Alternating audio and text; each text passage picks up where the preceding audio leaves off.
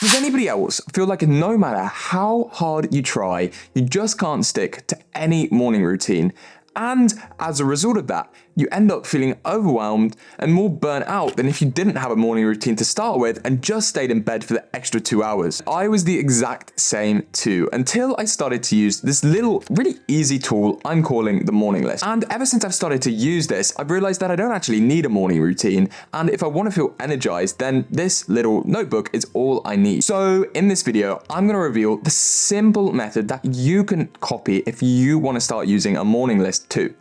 As always, the timestamps are on screen and they're down below in the description, but that's enough hanging around. Let's just get right into the video. To understand why the morning list works so well, we need to appreciate why morning routines don't actually work for about 99% of the population, and why the answer to this isn't actually your fault, and you don't need discipline. So to see this, I want to tell you a bit of a familiar story that I'm sure if you're anything like me, you could hugely relate to. Are you ever scrolling through social media and you land on the page of your favorite influencer? So you click on their profile and have a little bit of a scroll. You go through all of their videos and it just seems like they've got so much time in their life and they fill their lives with so many amazing things each and every day, but not least somehow finding the time to design an elaborate morning routine. And this morning routine includes a 90-minute yoga ritual, writing 3 pages in their journal, and meal prepping all of their food for the week ahead. Of course, this leaves you comparing your life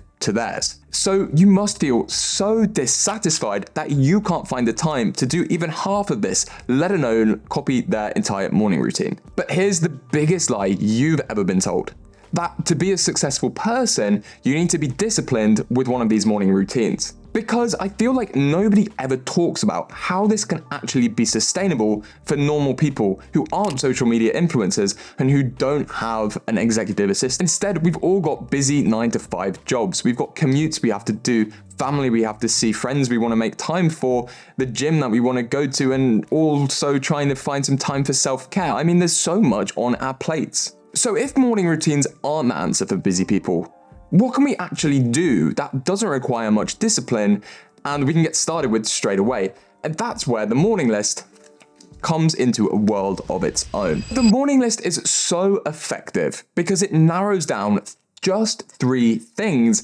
that you need to achieve to have a successful day. To understand why this is so effective and why I can practically guarantee that it works for you, no matter how busy you are, I want you to go back to that perfect morning routine that you have in your head, the thing that you think you should be doing. So maybe you do create some really elaborate routine and you're really proud of yourself because you managed to stick with it for about a week, maybe even 10 days. So you're sticking with all of your healthy habits, you're crossing things off your to-do list, your calendar looks really full, and you're feeling really fulfilled. But because you've now got such a busy life, I'm sure that one morning you're going to wake up a little bit later than usual, or maybe you're a little bit distracted, or you've got some other things to juggle, and you have to rush around to try and complete everything in your morning routine.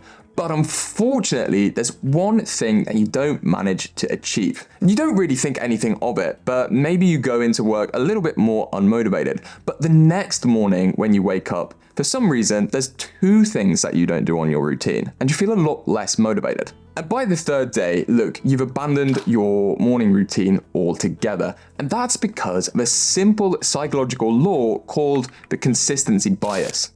It's like if you have a house of cards that's balancing really delicately.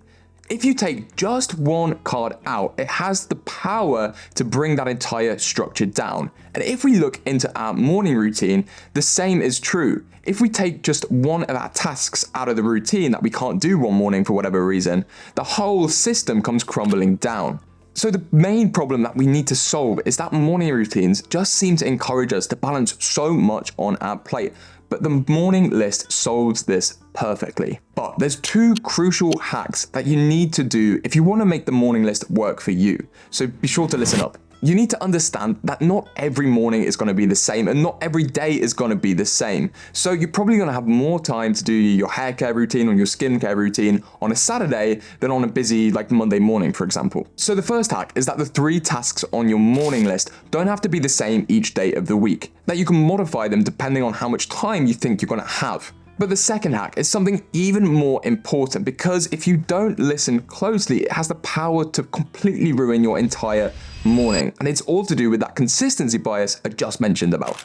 Because for many of us, and if you're like me, you're so busy for most of your mornings, so you don't always have a great deal of time. But the crucial thing and the crucial hack that you have to do with your morning list is making sure that you're putting 3 tasks down that you know you can complete. Hack 2 is that it doesn't really matter the type of thing that you're putting on your morning list. It doesn't matter what you're putting down. Just that you know you can complete these 3 tasks by the time you leave the house. So for example, if I know that one morning I'm gonna have a heck of a lot less time, I might just put down 3 really simple things, like brushing my teeth, brushing my hair, maybe getting something to eat.